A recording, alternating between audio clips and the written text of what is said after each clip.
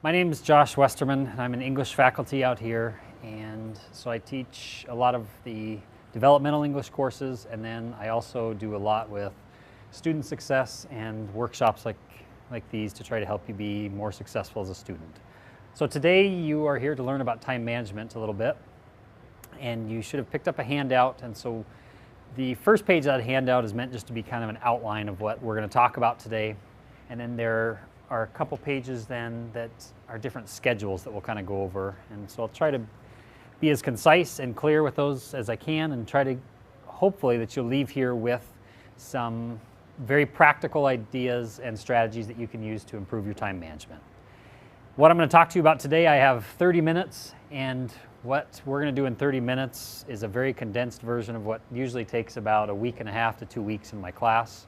So listen close, and please ask any questions at the end, and I'm just going to try to give you the highlights of what I believe it takes to be a successful manager of your time. Okay? So the very first thing that you need to think about when it comes to time management is trying to prioritize a little bit. And so one of the very first things to think about as far as time management goes and prioritization is what's most important to you at this current time. And what I always tell everybody is that if school really isn't your top priority right now, it's going to be very difficult for you to invest all of the required time that it takes to be successful in school and manage your time effectively. It's very difficult to manage your time if school really isn't the priority that you're wanting to put it at this particular time.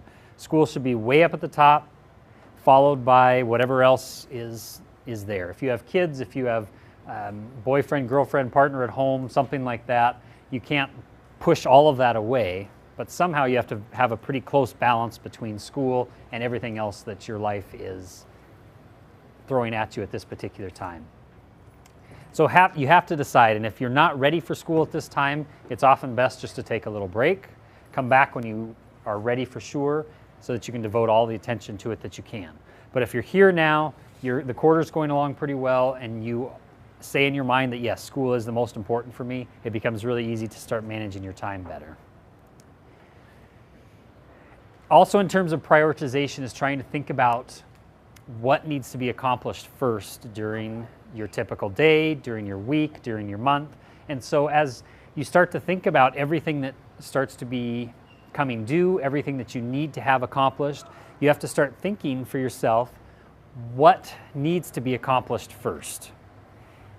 As you look at all of the homework that you have to get finished, everything that's assigned to you, put that in a ranking order. And so the easier you can go about every single day and thinking in an order of how things need to get done, you're going to have a much better time getting everything accomplished. If you look at all of your tasks as one cluster, and all you think is, I have to get all of this stuff done, the only thing that swirls around all that cluster is a feeling of not wanting to do it and not knowing where to start.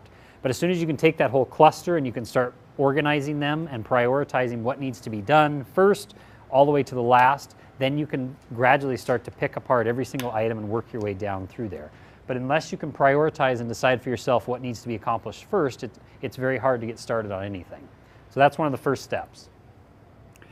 What we also need to figure out is how you're going to achieve some balance to your life, and that's really what time management is.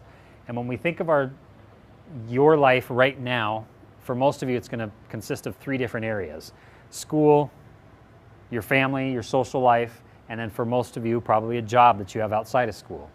So what you have to try to figure out how to do is balance all 3 of those areas and get used to prioritization in all 3 of those areas. So not only prioritizing what needs to get finished for school first, but looking at all of your friends and everything that family and everything that everybody wants you to do outside of school, and prioritizing what can you do, what are you going to have to push away till later or towards a different date.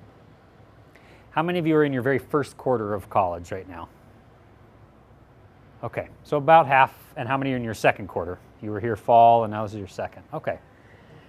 One of the most difficult things to do, especially if you're a very first quarter student, but even so if you're in your second quarter, is so far you've been used to two of those areas. You've been used to your social life and maybe a job outside of school. And all of your time was devoted to that, your social life and work.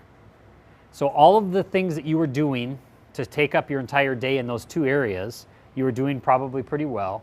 But as soon as you throw in school into that, what you're trying to do is everything that you're doing here with work and your social life, plus throwing in school now, and you're trying to do that in the same amount of time. And unless you put a lot of serious thought into how to adjust these two areas to help school fit in there, you're going to have a difficult time getting everything done, because you might get to the sense where you're feeling completely overwhelmed all of a sudden and you can't quite figure out why. It's probably because you're not used to dealing with school and the amount of time that goes into doing well here. And so there has to be a good prioritization of every single thing that you do in your life to try to hopefully achieve balance so that everything gets accomplished. Okay. What I'm going to suggest to you and what I challenge you to do is to start thinking about creating a weekly schedule. Now, one of your handouts looks like this. And what I'm going to, as I already said, challenge you to do is think about paying very close attention to how you use your time during a typical week. And as soon as you can start to pay attention to where that time is going, you can start to budget your time, just like you would with your money, to make sure that you have enough expenses to cover everything that you need to live on. You need to do that with your time as well. You need to budget that time so that you have enough time to live on. So we're going to look at, I'm going to show you how to kind of use this. The first thing you're going to do on that schedule is you're going to write down all of the fixed events that you have during a typical day and during a typical week. Now, a fixed event is going to be something that you have to do. It's something that you're committed to every day, or whatever days they happen. Your class schedule is going to be the obvious fixed event for all of you. If you're supposed to be in a class from 9:30 to 10:30, that is a fixed event, and that gets put on the calendar first because you have to be there every single day if you expect to do well. Your work schedule is going to be a fixed event. So as soon as you know your work schedule, you write your work schedule on that calendar. Anything that you're committed to do during that day or during that week that you must be there, it's a fixed event. Another fixed event that you need to get in the habit of using, and that oftentimes isn't thought of as a fixed event, is study time. Now there's an average that gets tossed around quite a bit of this 2-to-1. What that means is for every 1 hour that you're sitting in class, you should plan to spend at least 2 hours outside of class studying and preparing and doing homework for that class. Now, if you're in a science class, if you're in English 101, for example, maybe a math class, that is a ratio that holds pretty true. If you're in a course that takes a lot of time, think about how much time you're spending a day on homework compared to how much time you're in class, and it probably works out to about 2-to-1. Some classes you won't even get close to this, but for most classes, especially the further on you get in school, the more this is going to come into play. So if you think about how many hours you spend in class, and if you're taking 12 credits, for example, that's 12 hours a week you're spending in a classroom. If you follow this ratio, how many hours a week does that mean that you would spend doing homework for those 12 hours in class? 24. What's 24 plus 12? 36. That's a full-time job. So in 1 week, if you're devoting enough time to school, you're spending about 36 hours a week just on school. And so then if you think about the other two categories that I mentioned, your work schedule and the amount of time that you still want to have a social life and be with other people besides your math teacher and the students in your class, and want to try to enjoy your life a little, you have to figure out a way to balance 36 hours of schoolwork with somehow hanging out with people that you enjoy. And if you need to go to work as well, you have to do that. So what we need to start trying to do is be conscious of where our time is going, and the best way to start is looking at what you have to do, and it's your fixed events. So what we have to do is figure out, after you have your work schedule down, your class schedule down, we need to start scheduling that study time, and you make that a fixed event. And so on that schedule, If you're taking a math class, you write down a block of time somewhere on that schedule where you're going to study every single day. You're going to work on math. Every single day you're going to have your English study block. Every single day you have your other courses. Whatever it takes for you to get study time in, you have that written on your schedule. If it's not on a schedule and you're not conscious of it, it's too easy to push it aside, push it aside, push it aside, do it later, do it later, do it later, and that never happens. But if you can get in the mindset of saying, just like you know you have to show up to math at 9:30 to 10:30 every day, if you can get it in your head that from 12:30 to 1:30 every day you study for math, that becomes a routine. Just like showing up to class, it becomes a routine of studying every day. And it gets done at that time, and you don't worry about it once you get home and you turn on Facebook, you turn on the TV, you turn on all these distractions that come in, and it just pushes off what needs to get done further and further and further. If you have a time in your schedule to study, you're much more apt to do it. After you have your fixed events in, then you can start looking at your flexible events. So after you've put in your work schedule, your school schedule, your study schedule, any appointments or clubs that you belong to that you need to be at a meeting, for example, for, all those fixed events are on your schedule. What you start to see are all of the, in this case, all of the white spots that are blank. So everything that's not filled up with a fixed event is flexible. All of those empty spaces on that schedule is where you have time to fill in everything else that you want to do. Maybe you do schedule some time to go out with friends. Maybe you schedule time to do, I don't know, whatever it is you have to do to stay sane in the student life. But you can start to be conscious of what amount of time is not devoted to commitments that you have. Once you're aware of how much time you have to work with, then you can start to adjust that schedule when more time is needed. One of the busiest weeks for you is coming up in just about 2 weeks, a week and a half. Midterms are coming. So if you are an English 101 student, is anybody an English 101? Okay, there's 4 of you that have to have your midterm portfolio ready. So you should be working on an essay that you're going to put in that midterm portfolio. If you're in a math class, there's going to be a math midterm. Other classes might have projects that are coming due that week. And so what you want to start to think about is how much time is going to be required to get all of those things done in 1 week. And so if you're planning ahead, you can start to budget your time every single week to compensate for the very busy week that's coming up here in a week and a half with midterms. Finals week is the same way. There's a lot that comes due all at once during finals week. And so if you can get in the habit of making a schedule and looking every single week of how much time you use and how much time you have left over, you start to know where you can take time when you need it. The worst thing you're going to do is skip your 9:30 math class to fill that time with writing your English 101 essay to get ready for portfolio.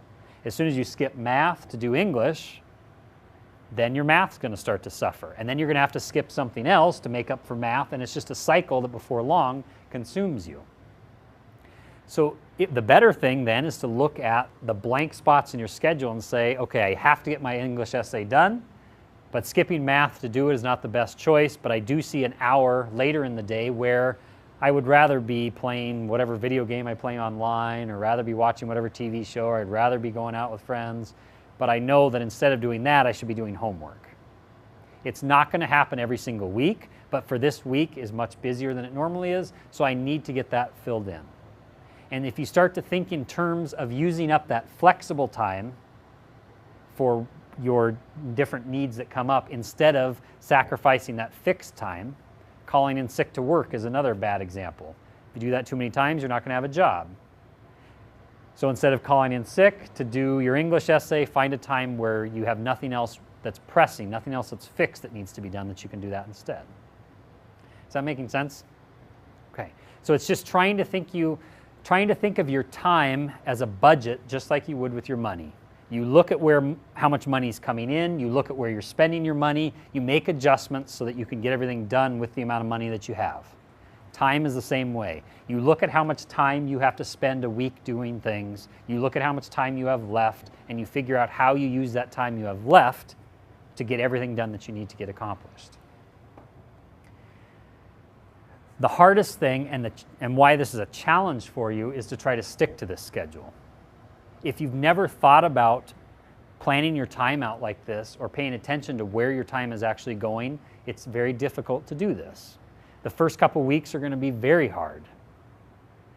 One of the things then that I would encourage you to do is try not to plan out every single day of your week. Start small.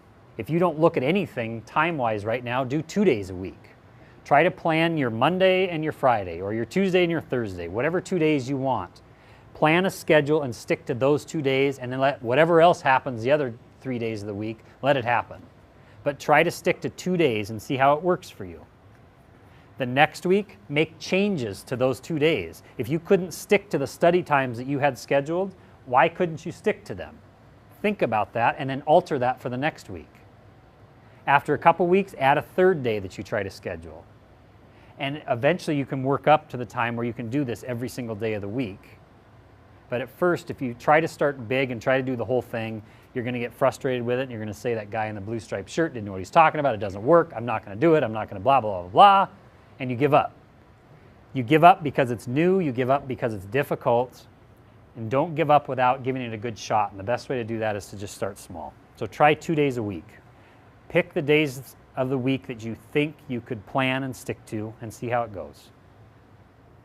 The most important one though is that study time. Make your study times, and I think that's the next slide maybe, but get those study times on there. Oh, look at that. I'm just so excited I forgot where I was headed. Back to the study times. Make sure that you are able to study every single class, every single day. And I put the word study in quotation marks intentionally, because a lot of times what we think of when somebody says study is it's what you do right before a test. And we have to get out of that mindset that you don't just study right before an exam. You're studying the entire time you're in the class. As soon as you take one exam, you start studying the next day for the next exam, and so on and so on. So studying can take a lot of different forms. Studying is previewing your lecture notes. Studying is just reading your textbook. Studying is making flashcards. Studying is doing sample problems. Studying is going to the peer tutors to have them look at your essay. Studying can be anything that has you working with the material you're responsible for learning. It's not what you do right before you take a test. And if you can get out of that mindset to only think about studying right before a test, and studying is what you do every day, it's going to be easy for you to make study blocks every day on your calendar. Try to make the times as consistent as possible.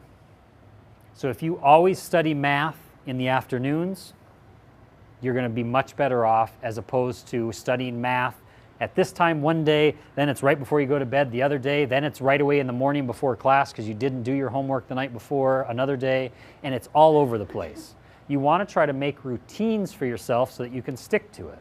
And if you just get in the habit, if you have a break from 11:30 to 12:30 every day, and that's when you go down and study math, if you do that every single day, your mind's going to be focused on that task every single day. Instead of just looking at a whole pile of stuff all over your table and thinking, where do I start? And being very reluctant to get going, you can go into 11:30 to 12:30 knowing that this is my math study time. The only thing on my desk is my calculator, my book, and my paper. That's all I'm doing at this time. And you're not worried about your essay that's not quite done. You're not worried about the other class you haven't started reading the chapter for. Your focus is on math. And so if you make math at one time, your English at another time, something else at another time, and you try to stick to that as closely as you can, your mind is going to be sorted out and it's going to be much more focused going into the studying session than it would just looking at everything that has to be done and picking something at random. You're going to be much more focused. Study time needs to be focused. It's not something you want to do anyway. And if your mind is scattered and you're not really on track with what you have to do, you're very unlikely to get a lot of good studying in. Make sure you give yourself some breaks as well. That's really important. Your mind's only going to absorb so much information at once. I read something not too long ago that said that a person's attention span is equivalent to 1 minute for every year of their life. So if you're 22, 23, 24 years old, whatever you are, you can only pay attention for that amount of time. So since this is a 30-minute workshop, I don't know how many of you are over 30. I'm only 33. So it's a good thing that I only have to I'm 3 minutes, or else I wouldn't be able to even stay focused on what I'm doing. That's basically what that says. So if you're 20, this is about the extent of how long you can pay attention to me. Now a SpongeBob rerun's kicking on in your head, or whatever it is that's happening, it's dancing around, and you're not going to focus on what I say for the next 10 minutes. Studying's the same way. As soon as you find your mind wandering or you can't focus on what's being said, take a little break. Everybody's going to be different. Some people will be able to go 40, 50 minutes studying before their mind shuts off. You might go a half hour. You have to pay attention to you, and you schedule the study breaks according to what works for you and what you can actually stay focused on doing. The worst thing you're going to try to do is pull one of those marathon study sessions where you start at 9 o'clock at night and work till 2 in the morning and expect much to be absorbed. You have to look at your time and try to spread it out throughout the day so that you're not trying to cram everything in at once. There's only so much that your brain can physically absorb and expect to retain. And that's different for everybody, but the more you try to cram into it at once, the harder time you're going to have. Make sure you're only studying one subject at a time. If you walk through the library and see a math book and an English paper and a science text all open in front of somebody and they have 2 pencils going, there's nothing going in. That's the importance for scheduling these study times so that math is one time, English is another time. And if you can help it, don't study a whole bunch of subjects that are similar all at once. If you have sociology and English and a psychology, don't study those all in one time frame. Your mind is going to have a hard time separating them out. It's good to do some English, then do some math, and then come back to another subject where you might have to do some reading. Break it up so that you can stay fresh a little bit and absorb more information that way. Here's the other really hard thing, and this is always my hardest sales pitch, trying to get you to understand that you never have a night without homework. That word homework could also be in quotation marks like the word study. And so that's just like I wanted you to get out of the mindset of thinking of studying as something you do before a test. Homework needs to have a different definition for you as well. Homework is not something that your teacher assigns to you. Homework is just studying and practice that you do on the material that you're working with. An assignment is what your teacher gives you. That assignment is due at some point.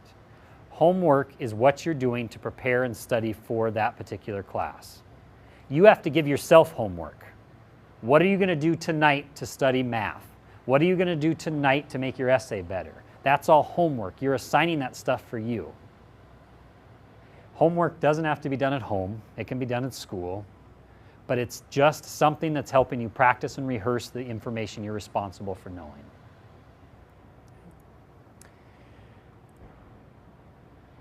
A very difficult thing is learning how to say no. And if you have friends that aren't in school, this is where you appreciate it the most. If you have friends that aren't going to school currently, they don't understand why you can't just go out any time of the night you want, or you can't do this, or you can't do that. They don't understand that you have studying to do, you have homework to do, you have things that need to be accomplished before you can go play all day. And if you remember your priorities, it's very easy for you to say no. If your priority really is school, as I encouraged it to be from the very first thing I said to you, if school is number one for you, it's going to be easy for you to start saying no when people ask you all the time. If you have kids at home, you can't tell your kids no when they're hungry. You can't tell them no when they want to have a book read or whatever it is. You can't tell people no all the time, but if you have a good routine, it's going to be easier to say no because eventually your friends will start to know when they can call you, when you're going to go out, and when you're not going to. If you can establish a time at home where your kids don't bug you, where your partner isn't bugging you, they know that this is my study time, they're going to start to learn that routine, and they'll appreciate those boundaries that you set up. But you have to have some sort of routine in place for that to happen. The more you can say no, the easier it'll be, and if you have a very clear routine, it's going to be easy to say no as well. All right, the other piece of paper is this one. This is called what I would call it as a quarter calendar. This is your entire winter quarter all on one page. So you can see from the first day of class to the last day of class. The idea for this thing is that you start writing down all of your due dates, all of your deadlines, all of your test dates, everything that you know that's going to happen to you in this quarter gets put on this single piece of paper. The instructors at the beginning of the quarter give you a syllabus. Most syllabi are they're very clear, and they tell you when projects happen, when your tests are, when midterm portfolio is, when final portfolio is, when your final exam is scheduled. As soon as you get your syllabus, start putting all of that information on there. And every time an assignment's assigned to you, every time that there's a big project that's been assigned, make sure the due date gets written on here. You want to keep focused on what is going to come due during a particular week. You want to look for the weeks, like right around midterm, that's going to probably have a lot of things written on that week. Some weeks will have very little, but some weeks are going to have a lot. And you want to know and be able to plan ahead of time for the weeks that are going to be very, very heavy. Okay? So due dates. If you know of any days that you're going to be gone, make sure those get put on there as well. You want to make sure that you give your instructors plenty of notice that you're going to miss a class before it actually happens. And sometimes the weeks just go by very, very quickly and you forgot about that day and you haven't told your instructor. They're much more willing to help you ahead of time than they are afterwards. So any days that you know they're going to be gone. If there are any important events coming up this quarter, if Great Aunt Susie's turning 155, that's a huge day for her. And there's probably going to be a lot of events with your family that center around that day. So that's going to take up a lot more time planning that incredibly large birthday party than some weeks will have. So you want to know that that's coming up and that you may not be able to get a lot done on that day or that weekend or that night. And so you want to plan according for that. Make sure the calendar is very visible. If it's not visible, you're not going to use it and you're not going to update it. If you have one of those binders that has the clear pockets in the front, take out your pictures of Justin Bieber or whoever it is that you like to look at, slide in that calendar in the front of that thing. That is the best place to keep it because notebook is something you're going to take out all the time.